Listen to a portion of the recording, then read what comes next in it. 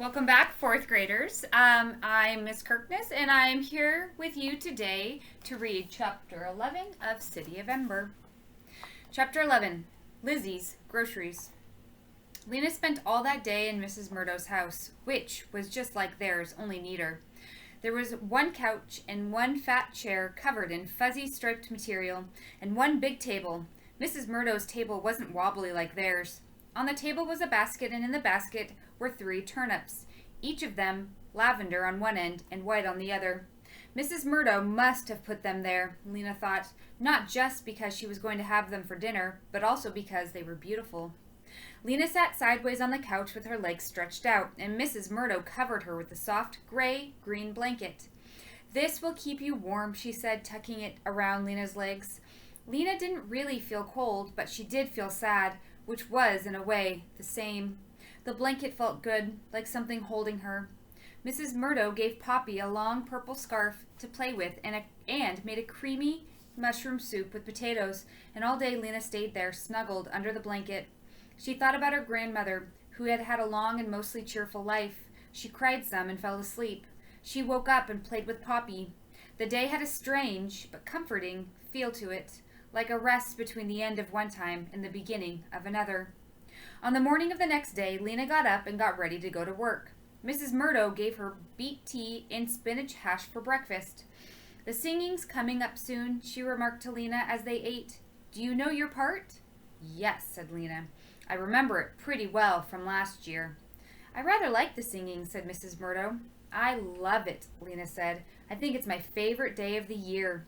Once a year, the people of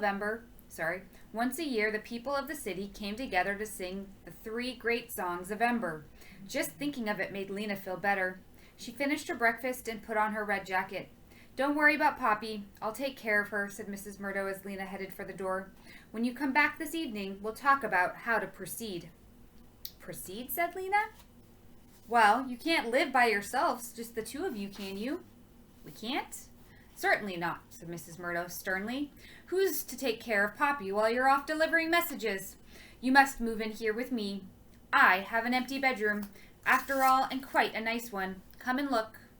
She opened a door at the far end of the living room, and Lena peeked in. She had never seen such a beautiful, cozy room. There was a big, lumpy bed covered with faded blue blanket, and at its head 4 plump pillows. Next to the bed was a chest of drawers with drawer handles shaped like teardrops and a mirror attached to the top.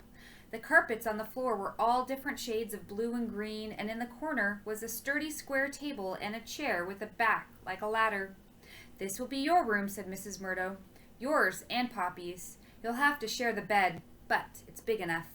"It's lovely," Lena said. "You are so kind, Mrs. Murdo." "Well," said Mrs. Murdo briskly, "it's just common sense. You need a place. I have one. You go on now, and I'll see you this evening." 3 days had passed since Lena and Doone had seen the man in the pipeworks, and there hadn't been any special announcements. So if that man had discovered a way out of Ember, he was keeping the news to himself. Lena couldn't understand why. As Lena ran through the city with her messages on her first day back to work, it seemed to her that the mood of the people was even gloomier than before. There were long, silent lines at the market, and knots of people gathered in the square, talking in low voices. Many shops, more each day it seemed, displayed signs in their windows saying "closed" or "open Monday" and Tuesday only. And every now and then the lights flickered, and people stopped and looked up in fright. When the flickering ended and the lights stayed lit, people just took a breath and walked on. Lena delivered her messages as usual, but inside she felt strange. Everywhere she ran, she heard the same words, like a drumbeat in her mind. "Alone in the world. Alone in the world."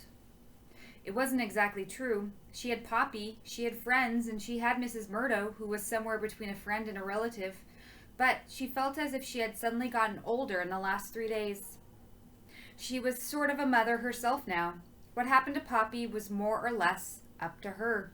As the day went on, she stopped thinking alone in the world and began thinking about her new life at Mrs. Murdo's. She thought about the blue-green room and planned how she would arrange her pictures on the walls.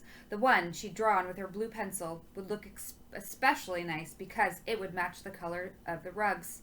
She could bring her pillows from home and add them to the ones on the bed, and then she'd have 6 altogether. And maybe she could find some old blue dresses or shirts and make pillow covers for them. The blue-green room, the orderly apartment, the meals cooked, and the blankets tucked in cozily at night. All this gave her a feeling of comfort, almost luxury. She was grateful for Mrs. Murdo's kindness. I'm not ready yet to be alone in the world, she thought. Late that afternoon, Lena was given a message to take to Lamping Street. She delivered the message and, as she was coming back out onto the street, caught sight of Lizzie coming out of the door of the supply depot. Her orange hair was unmistakable. "Lizzie!" Lena called out. Lizzie must not have heard her. She kept on going. She kept on going. Lena called again. "Lizzie, wait!" This time it was clear that Lizzie had heard, but instead of stopping, she walked faster. What's the matter with her? Lena wondered. She ran after her and grabbed the back of her coat. "Lizzie, it's me!" Lizzie stopped and turned around. "Oh," she said. Her face was flushed. "It's you! Hi! I didn't realize it was you." She smiled brightly, but there was a distracted look in her eyes. "I was just going home," she said. Her arms were wrapped around a small bulging sack. "I'll walk with you," said Lena. "Oh," said Lizzie. "Oh, good." But she didn't look pleased. "Lizzie, something sad has happened," Lena said. "My grandmother died." Lizzie gave her a quick sideways glance, but she didn't stop walking. "That's too bad," she said absently. "Poor you." What was wrong with her? Lizzie was ordinarily so interested in other people's misfortunes. She could be sincerely sympathetic, too, when she wasn't wrapped up in her own troubles.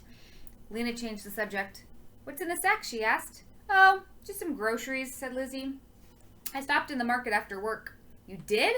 Lena was confused. She had just seen Lizzie not 2 minutes ago leaving the storeroom office. Lizzie didn't answer. She began walking and talking quite fast. "I was so busy today at work. Work is so hard, isn't it, Lena? I think work is much harder than school and not as interesting." "You do the same thing every day. I get so tired. Don't you, running around all day?" Lena started to say that she liked running and hardly ever got tired, but Lizzie didn't wait for her to answer. "Oh well, at least there was some good things about it. Guess what, Lena? I have a boyfriend. I met him at work. He really likes me. He says my hair is the exact color of a red-hot burner on the stove." Lena laughed. "It's true, Lizzie," she said. You look like your head is on fire." Lizzie laughed, too, and lifted one hand to fluff her hair. She puckered her lips and fluttered her eyelashes. "He says I'm as beautiful as a red tomato." They were crossing Torque Square now. It was just crowded in the square. People had just left work and were lining up at the shops and hurrying along with packages. A cluster of children sat on the pavement playing some sort of game. "Who is this boyfriend?" asked Lena. But just at that moment, Lizzie tripped.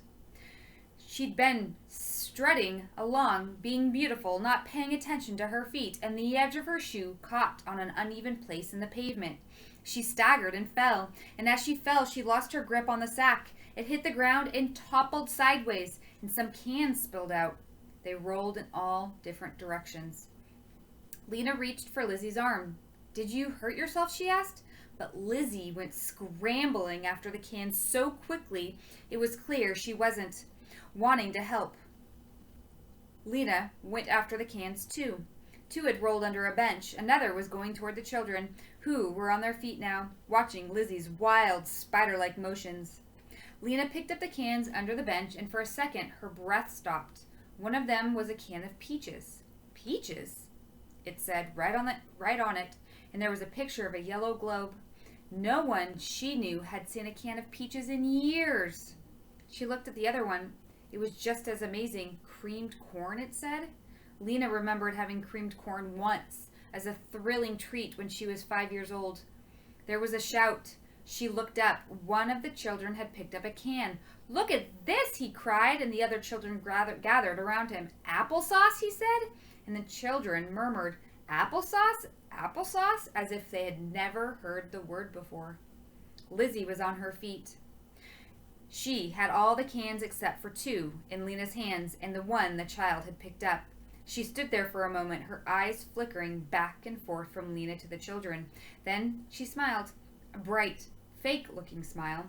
"Thanks for helping me," she said. "I found these on the back shelf at the market. What a surprise!" "Huh? You can keep those." She waved at the back of her hand at the children, waved again at Lena, and then took off, holding the sack by its neck so it hung beside her and banged against her legs.